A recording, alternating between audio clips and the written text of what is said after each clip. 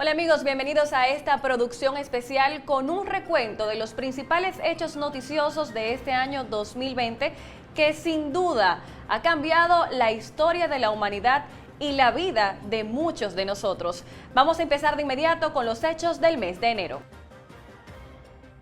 En el mes de enero, la República Dominicana reportó su primer uxoricidio. El deporte internacional recibió una puñalada y las alertas por el coronavirus se dispararon. República Dominicana es una nación con una tasa de asesinatos de 9.5 por cada 100.000 habitantes.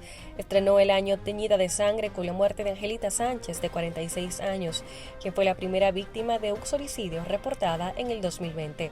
Sánchez fue ultimada por su pareja Juan Luis Peralta, de 34 años, en el sector Buenos Aires, en Río San Juan, tras sostener una acalorada discusión en la madrugada del 1 de enero.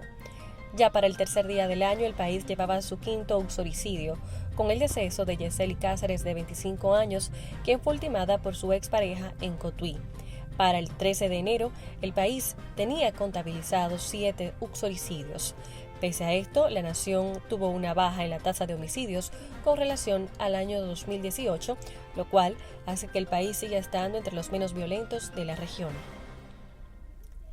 De enero ni siquiera habían pasado los primeros 15 días cuando la niña Yaneisy Rodríguez, de 4 años, fue reportada desaparecida en el sector Las Charcas, en Santiago, luego de que su madre la enviara sola al colmado en horas de la noche, siendo encontrada 7 días después en un basurero sin ropa y con signos de violencia.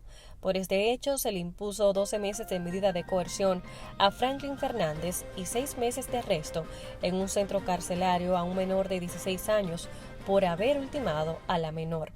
La delincuencia también cobró vidas en enero. Un asalto fallido cobró la vida de la joven ejecutiva bancaria Yulisa Campos, de 43 años, quien recibió un impacto de bala cuando desaprensivos penetraron a su vivienda en el sector Las Acacias 2, en Santo Domingo Este. Por este homicidio se le dictó 1 año de prisión preventiva en la cárcel del 15 de Azua a Yeuri Antonio Fermín Pascual, quien presuntamente participó en el ataque a Campos. Asimismo, otros 2 imputados cumplen coerción también de 1 año en la cárcel de La Victoria. El mes de enero golpeó fuertemente el deporte internacional y nacional, pues en este mes el baloncesto nacional e internacional, siendo el inmortal del deporte dominicano Hugo Cabrera uno de los afectados luego de que se le diagnosticara cáncer de páncreas en fase 2. Cabrera catalogó su enfermedad como un duro golpe para él y su familia, pero esperaba vencerlo. Asimismo, la NBA tuvo su trago amargo por la muerte del exjugador de baloncesto Kobe Bryant, quien perdió la vida junto a su hija de 13 años, Gigi Bryant, y otras 7 personas, luego de que el helicóptero en el que se transportaban colapsara en una colina y en medio de una densa neblina que afectó el sur de California el domingo 26 de enero. La muerte repentina de Bryant y su hija desató una oleada de dolor dentro de su fanaticada a nivel mundial. El ganador de 5 campeonatos de la NBA era considerado como un astro del deporte.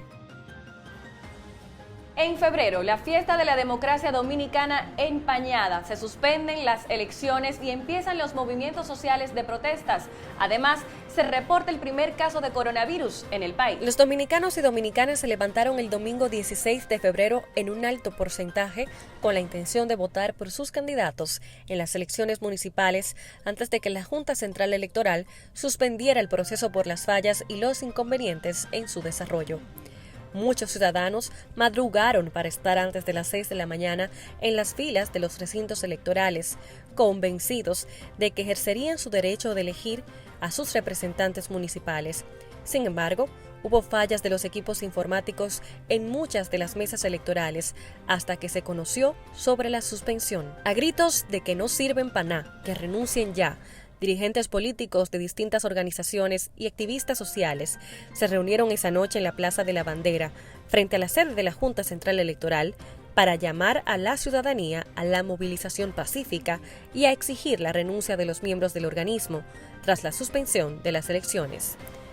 Por ejemplo, Guillermo Moreno llamó al pueblo a movilizarse y manifestarse para demandar la renuncia del Pleno de la Junta Central Electoral.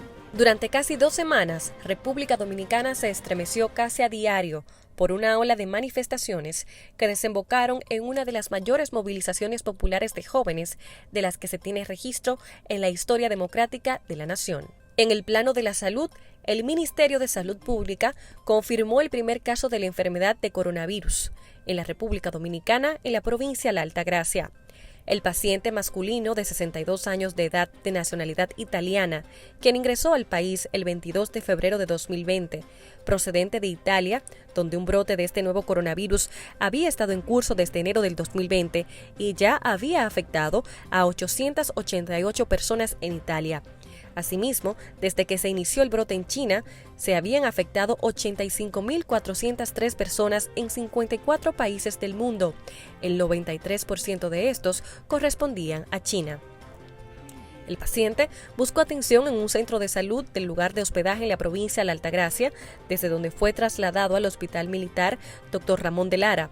Con base en el historial de viaje y los síntomas del paciente, los profesionales de la salud sospecharon que se trataba de este nuevo coronavirus. Se recolectó una muestra clínica y se envió al Laboratorio Nacional de Salud Pública Dr. de Filló, donde las pruebas confirmaron. En el mes de marzo se realizan las primeras elecciones municipales que se celebraron aparte de cualquier otro proceso electoral en el país. Además, el gobierno tomó medidas extraordinarias para controlar el coronavirus, es decir, inició oficialmente la cuarentena. Las elecciones municipales se realizaron el 15 de marzo para elegir a todos los funcionarios en los gobiernos locales, alcaldes, vicealcaldes y regidores en el país. Estas elecciones tuvieron un enfoque particularmente importante, ya que se celebraron solo 3 meses antes de las elecciones generales, en las que se renovarían tanto el Poder Ejecutivo como el Legislativo. Además, estas fueron las primeras elecciones municipales que se celebraron aparte de cualquier otro proceso electoral en la historia del país. El gobierno dominicano impuso medidas extraordinarias para prevenir el coronavirus, que tomó efecto el lunes 16 de marzo. Entre estas medidas, las autoridades dominicanas tomaron las siguientes. Se suspendieron los vuelos provenientes de Europa, China, Corea e Irán, así como los vuelos desde República Dominicana hacia esos lugares. El resto de viajeros que ingresaron al país y que estuvieron en los últimos 14 días en algunos países para los que se impuso la suspensión fueron puestos en cuarentena. Se impuso también la suspensión de la llegada de cruceros a cualquier puerto del país. Todos los estudiantes dominicanos que retornaron al país desde el exterior tuvieron que realizar un aislamiento domiciliario de 15 días. Los médicos de las Fuerzas Armadas y de la Policía Nacional asumieron el control del protocolo de salud de acceso al país, incluyendo la toma de temperatura y la declaración de salud de cada pasajero. En el mes de abril, primera vez en 528 años que obispos celebran misa crismal sin fieles ni sus sacerdotes. Además, en abril, la OEA rindió informes sobre las elecciones suspendidas en el mes de febrero y, por supuesto, los ciudadanos del Gran Santo Domingo se vieron afectados por el humo de Duquesa. A propósito de la suspensión de las elecciones del 16 de febrero, un trago amargo resultó ser el informe rendido por la Organización de Estados Americanos, OEA, sobre estas frustradas elecciones municipales, hecho que no solo dejó pérdidas económicas por unos 1.000 millones de pesos, sino daños irreparables al sistema político y democrático de la República Dominicana. A raíz de los hechos, los partidos políticos principales actores en el proceso se empecinaron en lanzarse acusaciones de sabotajes e intentos de fraudes para responsabilizarse por lo que pasó ese domingo 16 de febrero, cuando la Junta Central Electoral tuvo que suspender los comicios, ya que los primeros reportes de voto electrónico reportaron innumerables fallas. A propósito de la suspensión de las elecciones, el Pleno de la Junta Central Electoral canceló al director nacional de informática Miguel Ángel García, menos de 24 horas después de dado a conocer el informe de la OEA en el que estableció que las elecciones del 16 de febrero fueron suspendidas por una mala gestión efectuada en el área de informática del Ente Nacional de Comicios. En el informe de 45 páginas, el organismo internacional determinó que las fallas en el sistema se produjeron por errores cometidos por los técnicos de la Dirección de Informática de la Junta Central Electoral y no por ataques externos al software. Explicaron que la ejecución de un proceso de personalización de urnas, carente de un adecuado control de integridad de la información, es la causa raíz del principal incidente, el cual fue que la boleta electrónica no cargó por completo en el sistema y eso desencadenó en la suspensión del torneo electoral. Asimismo, la OEA indicó en el informe que el mal diseño del software, sumado a no haber contado con herramientas para detectar o prevenir la falla y no haber podido mitigarla a tiempo, reflejaron también la ausencia de protocolos y la falta de aplicación de buenas prácticas. El equipo auditor no encontró evidencias de ataques externos, sabotaje o intento de fraude, destacaron.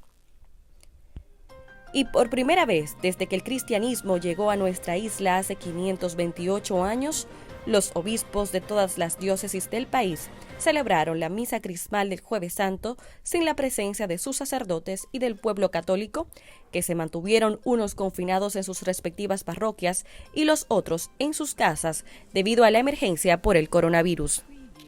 Cada año, al aproximarse la Semana Santa, es notorio observar cómo los organismos de socorro se preparaban para darle asistencia a la población y evitar muertes por excesos en una época donde millones de personas se desplazaban entre una ciudad y otra para disfrutar el asueto y pasarlo en familia.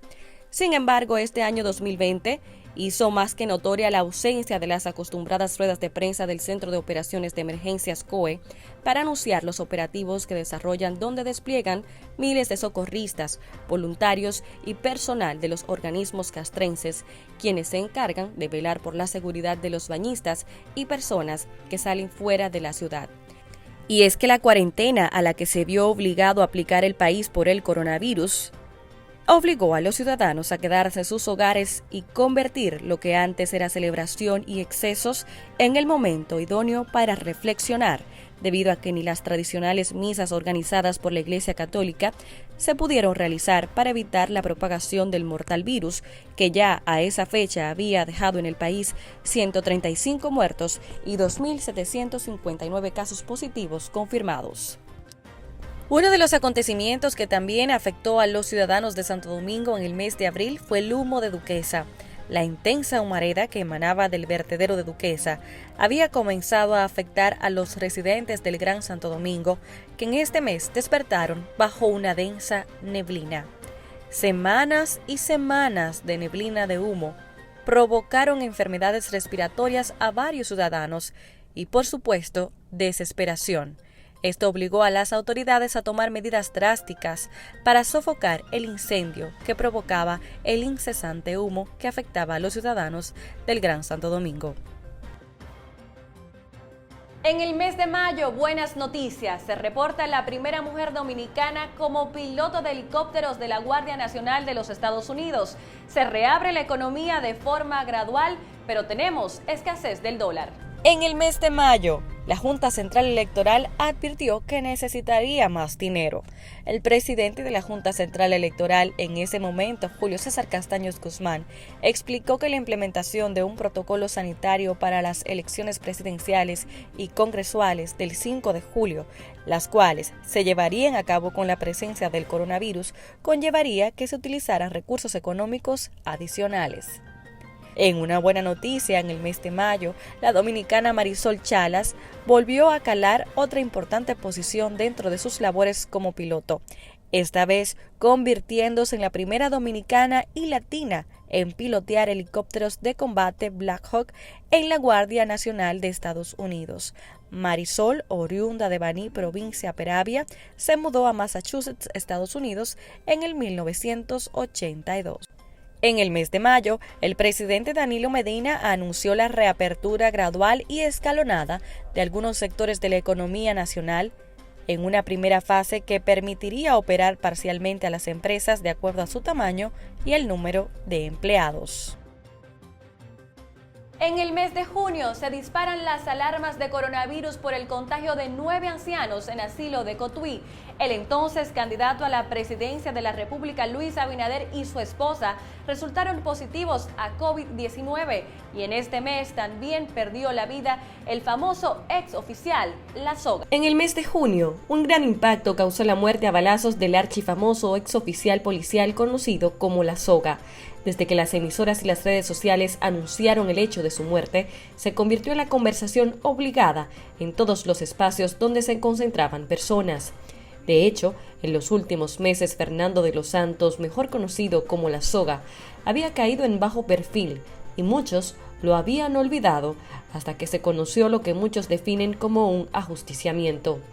Con un amplio prontuario de asesinatos y varios expedientes en la justicia, el ex oficial nunca purgó por sus crímenes y todo parecía que tendría impunidad hasta el último día de su vida. En el mes de junio, el entonces candidato a la presidencia del Partido Revolucionario Moderno y actual presidente de la República, Luis Abinader, y su esposa, Raquel Arbaje, dieron positivos al coronavirus tras realizarse las pruebas. Abinader explicó que tras iniciarse en el país las acciones para contrarrestar los devastadores efectos de la pandemia del coronavirus, empezó a realizar una ruta solidaria, recorriendo todo el país, llevando medicamentos, material de protección de salud para personal médico y ciudadanos en general, a través de las iglesias católicas y evangélicas, hospitales y organizaciones comunitarias. Abinader dijo en ese momento que ofrecía la información al pueblo porque la transparencia era su norma. Por otro lado, días antes de las elecciones del 5 de julio, el presidente de la Junta Central Electoral de Santiago, Jaime Tomás, confirmó que se produjo un robo de los recursos para las operaciones de las elecciones en Santiago. Ante esto, la Junta Central Electoral informó que iba a reponer el dinero que fue robado, recursos que se tenían para el pago del personal que trabajaría en los comicios presidenciales. Sobre el coronavirus, las alarmas se dispararon. La alerta de un brote surgió luego de que 9 ancianos de un hogar de ancianos en Cotuí fallecieron y 12 personas presentaron síntomas de COVID-19. En el mes de julio, República Dominicana vive un acontecimiento histórico. Se realizan elecciones en medio de una pandemia. Luis Abinader resulta electo como presidente por el Partido Revolucionario Moderno. Julio 2020, un mes histórico para la República Dominicana. Por primera vez durante la pandemia, un país de América Latina fue a las urnas para decidir su destino político. Luego de que el coronavirus obligara a posponer los comicios en mayo y tras la controvertida cancelación de las elecciones municipales en febrero de este año, que llevaron a unas protestas multitudinarias, República Dominicana eligió finalmente nuevo Congreso y presidente. 6 partidos políticos se disputaron las boletas en unas votaciones que muchos analistas calificaron de extraordinarias, y no solo por el contexto de COVID-19 en el cual se realizaron. En el mes de julio también llegó el primer vuelo de reapertura al país con 34 pasajeros desde Puerto Rico. Esto implicaba una buena noticia para todos los dominicanos y dominicanas y una esperanza para la reactivación del turismo. En el mes de agosto, Luis Abinader toma posesión como presidente de la República. Además, la ciudadanía se llena de esperanza en el ámbito de la justicia con la designación de Miriam Germán Brito como Procuradora General de la República y de Jenny Berenice Reynoso como Procuradora Adjunta. En el mes de agosto, el país se preparaba para una toma de posesión sin precedentes. Luis Abinader asumió como primer mandatario de la República el 16 de agosto de este año. De su lado, la ex vicepresidenta Margarita Cedeño de Fernández afirmaba que seguiría trabajando sin descanso para que República Dominicana sea cada vez mejor.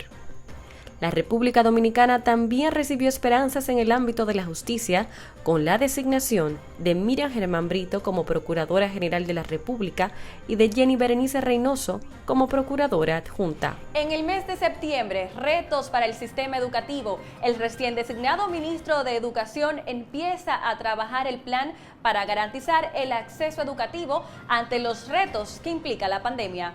En septiembre, los funcionarios recién designados por el presidente Luis Abinader empezaban a tomar posesiones de sus cargos. La población asustada principalmente por posibles despidos en el sector público. El ámbito educativo también empezaba a presentar los retos que se vendrían con la pandemia del coronavirus. De su lado, el ministro de Educación en este mes detalló lo que sería el plan de educación para todos, preservando la salud. En el mes de octubre, buenas noticias, República Dominicana es elegida como líder mundial del tabaco. Además, revuelo en la sociedad, pues PEPCA revela que investiga casos de corrupción y la sociedad en alarma ante reportaje especial sobre los bienes de la ministra de la Juventud. A inicios del mes de octubre, el país recibía la noticia de que se convertía en el líder mundial del tabaco. El ministro de Industria, Comercio y MIPYMES, Víctor Ito Bisonó, reveló que República Dominicana estaba exportando 7.000 millones de unidades de tabaco, lo que se evidencia en el crecimiento y ampliación de la demanda ocupacional en infraestructuras. Reveló también que 4 empresas que estaban en Cuba hoy están en un 100% en República Dominicana. Por otro lado, un grupo de feministas se manifestó en las afueras del Congreso Nacional para exigir modificaciones al Código Penal que permitan las 3 causales en la interrupción del embarazo sin sanciones. El denominado Foro Feminista, Magali Pineda y un conjunto de organizaciones se manifestaron frente al Congreso demandando al presidente de la Cámara de Diputados, Alfredo Pacheco, que en el nuevo Código Penal se incluyan las excepciones que no hagan sancionable el aborto. La ministra de la Juventud se convirtió en noticia. En medio de señalamientos de actos de corrupción, las redes sociales pidieron a gritos la cabeza de la ministra de la Juventud, Kimberly Taveras, luego de que salieran a relucir denuncias sobre contratos irregulares de empresas de recogida de basura y una estación de gasolina ligada a la incumbente. Durante una entrevista concedida a la periodista Nuria Piera, Taveras justificó su fortuna de 106 millones de pesos con apenas 33 años, según su declaración jurada de bienes, a negocios que entabló con su ex esposo Juan Carlos Ventura y a sociedades con su actual pareja, Jason Castillo, quien es hijo de la superintendente de seguros Josefa Castillo. A propósito de esto, la Dirección General de Contrataciones Públicas anunció la suspensión del registro de proveedores del Estado de la entonces ministra de la Juventud, Kimberly Taveras Duarte. De su lado, la ex ministra de la Juventud, Kimberly Taveras, pidió una licencia a Luis Abinader para ser investigada sobre sus bienes declarados. En el mes de noviembre, Juan Luis Guerra alza su voz por el proyecto Marca País. República Dominicana se rebela contra el matrimonio infantil y se reportan los primeros apresamientos contra exfuncionarios y proveedores de la pasada gestión de gobierno. Juan Luis Guerra lanzó producción para impulsar Marca País, en una iniciativa que une al sector privado y al turismo para fortalecer la imagen de la República Dominicana. El presidente Luis Abinader asistió a este lanzamiento de una producción exclusiva del destacado artista Juan Luis Guerra, con el propósito de impulsar la imagen de la República Dominicana y que forma parte de la campaña Marca País. Como recuerdan, hubo revuelo el día del lanzamiento de la Marca País por el supuesto plagio. Esta iniciativa del gobierno junto al sector privado busca contribuir con el posicionamiento del país como destino turístico a propósito de la reapertura del sector que se lleva a cabo a través del Ministerio de Turismo. La República Dominicana se llenó de júbilo con la eliminación del matrimonio infantil. La Cámara de Diputados aprobó en 2 lecturas consecutivas el proyecto de ley que modifica el artículo 144 y deroga el 145 del Código Civil relativos a la edad para contraer matrimonio. Tras una sesión que se extendió por más de 6 horas, entre debates, comentarios y modificaciones, el Pleno de los Diputados dio el primer paso para modificar los artículos del Código Civil que permiten la unión entre menores. En el ámbito de la justicia, en el mes de noviembre, la Procuraduría informó que procesaría a todo el que no pueda justificar su patrimonio. Será a su debido tiempo cuando las autoridades del Ministerio Público procesarían penalmente a quienes no pudieran justificar el patrimonio que reportaron ante la Cámara de Cuentas. Así lo declaró el procurador anticorrupción Wilson Camacho, Y vaya que fue verdad, porque posteriormente vimos cómo fueron apresados exfuncionarios y proveedores de la pasada gestión de gobierno. Amigos, en el mes de diciembre la población dominicana en suspenso con la operación Antipulpo y las acusaciones de los implicados. Además, un hecho histórico: renuncia la ministra de la Juventud y las autoridades endurecen las medidas para prevenir y controlar el coronavirus a pesar de las festividades.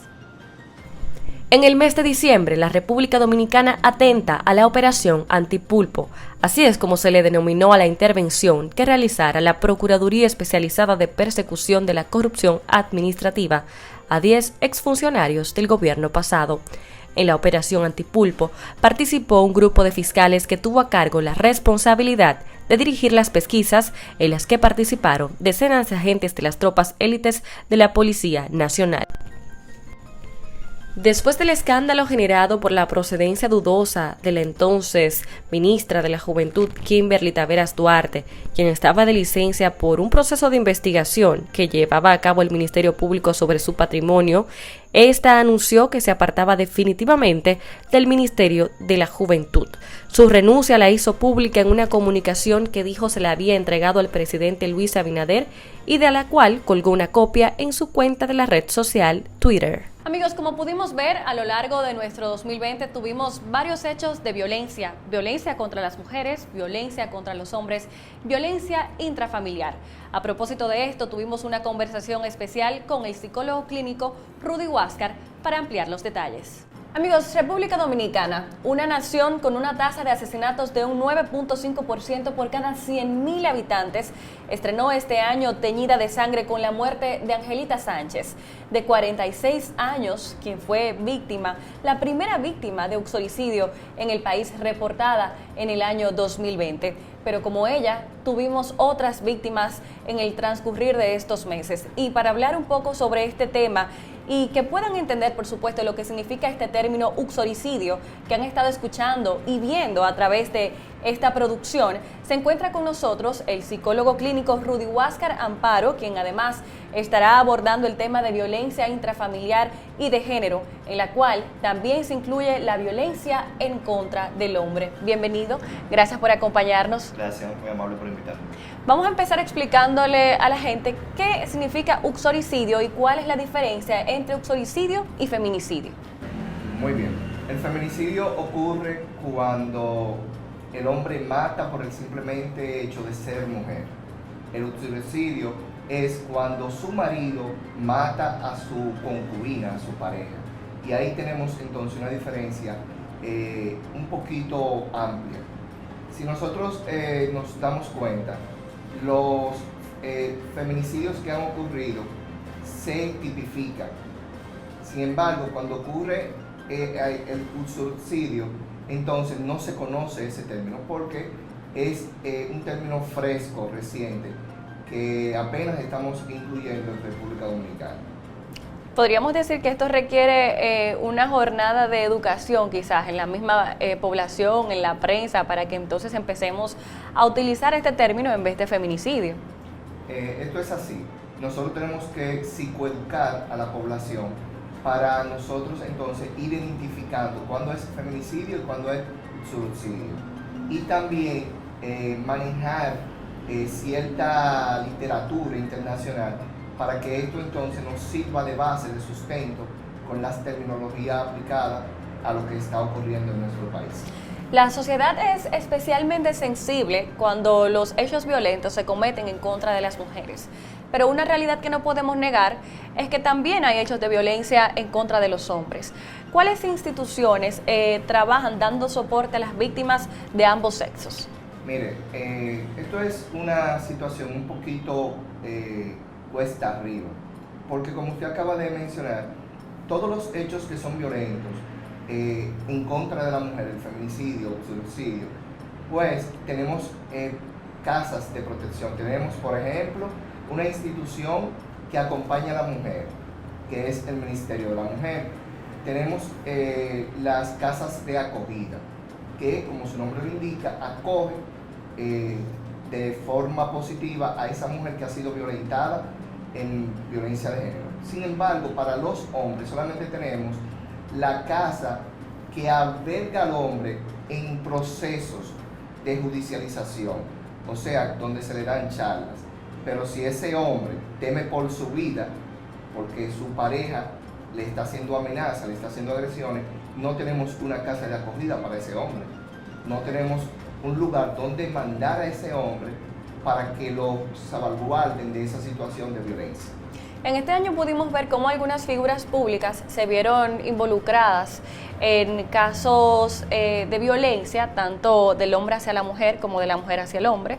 Tenemos algunos ejemplos como el de Franklin Mirabal, el de Julio Clemente. Cuando son figuras públicas que estos casos tienen tanta exposición, ¿cómo se debe manejar este tema? Porque hay un asunto de que pudiera promover, la gente empieza a opinar de que si tuvo la culpa, que si no tuvo la culpa. ¿Cómo se protege la dignidad de la persona afectada con estos casos tan públicos? Yo lo que entiendo es que cada hecho es aislado y es relevante a la magnitud del mismo hecho.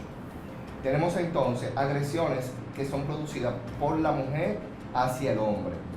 Entonces, ese morbo que se va creando es lo que es cuestionado. Cuando es entonces lo contrario, cuando es el hombre quien acosa, maltrata, mata a la mujer, pues entonces ese caso es sumamente amarillista y retumba todas las sociedades, tanto locales como internacionales. Entonces, yo opino que nosotros tenemos que psicoeducar a la población y los medios de comunicación también hacer una tarea, y es no hacer tantas publicaciones para no invitar a la sociedad a replicar ese tipo de comportamiento o de conductas. Si hay que hacer una tarea de parte de los medios de comunicación, definitivamente esto incidiría directamente en la población, en la sociedad, en generar un cambio. ¿Cuáles características serían necesarias para rediseñar un cambio positivo con este tema? Mire, nosotros tenemos necesariamente que comenzar con las escuelas, con los centros educativos, porque esa psicoeducación tiene que formarse desde la infancia, desde la primera etapa de la infancia, la segunda y la tercera. Y entonces, una vez que esto se rediseñe, pues los casos van a ser menos, porque la población va a estar concientizada y va a estar psicoeducada. Una vez que tengamos esa población, pues también tenemos que psicoeducar a las empresas, las instituciones públicas y privadas, y psicoeducar a través de los medios de comunicación, con rutinas de explicaciones, donde se aborde este tema, porque esto es algo que no es aislado, esto es algo que tiene que ser marca país, donde nosotros podamos establecer comunicaciones en contra de violencia de género, abuso y delitos sexuales, porque estos dos últimos puntos también inciden en hechos violentos. Después de que una persona sufre algún tipo de violencia o que una familia sufre la pérdida de la madre, como se da generalmente cuando el padre comete el asesinato, ¿qué tiempo tomaría recuperarse emocionalmente? Bueno, esto es algo que los expertos tal vez tengamos cierta discusión. Es que usted no se va a recuperar nunca. Porque cuando usted ve que su papi está dándole puñalada a su mano y que luego él se apuñala, se incrusta un arma blanca, y yo lo estoy viendo, yo un niño de 8 o 9 años de edad, ¿cómo yo salgo de ese trauma? ¿Cómo yo puedo avanzar en la vida sin tener ese recuerdo?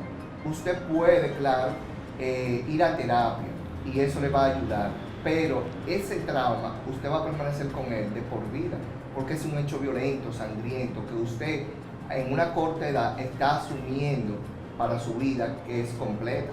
Entonces, esos casos así que ocurren, mi opinión es que hay que darle un seguimiento más cercano con profesionales de la conducta, que tienen que establecerse en la edad propia de la persona que lo está viviendo o que lo ha vivido. Ya que entramos en el tema de la recuperación emocional después de un acontecimiento tan fuerte, no puedo dejar de tocar el siguiente punto. Este año estamos en medio de una pandemia que sin dudas ha incidido directamente en lo que es nuestra salud emocional. Hemos visto cómo se han disparado los casos de personas que deciden quitarse la vida.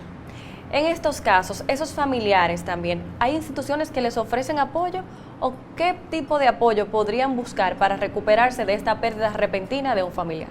En los centros de asistencia de salud pública tenemos la unidad de intervenciones y ayudas psicológicas y psicoemocionales, donde estas personas pueden acudir. También tenemos instituciones privadas, ONG, que dan apoyo a esas personas que tienen esas características que pueden ser depresión, ansiedad, aislamiento, aquellas personas que han sufrido pérdidas de un pariente cercano por el asunto del COVID-19 y que están manejando duelo. Entonces, para ellos sí existen ciertas ayudas de profesionales de la conducta que les van a acompañar en su duelo.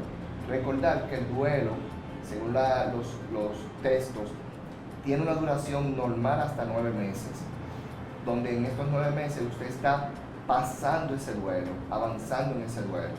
Una vez que pasa ese tiempo, pues, si usted no se ha recuperado del todo, necesariamente tiene que ser intervenido en salud mental.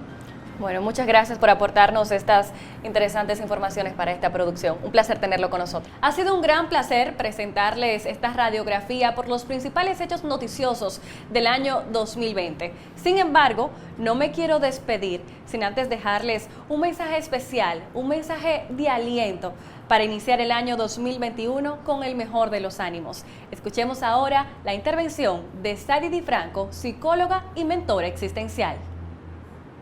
Feliz Navidad y próspero presente. Esto es un tiempo para agradecer por los que están, por los que se han ido y por los que vendrán. Recordemos que es un tiempo para perdonar, para elegir ver de otra manera, para ver el todo de nuestra vida y nuestros fragmentos que en este año han sido dolorosos. Han habido momentos para bendecir y para agradecer. Así que te invito a que vivas este momento presente. Feliz Navidad, que todos tus sueños se cumplan en la gracia y en la dicha divina.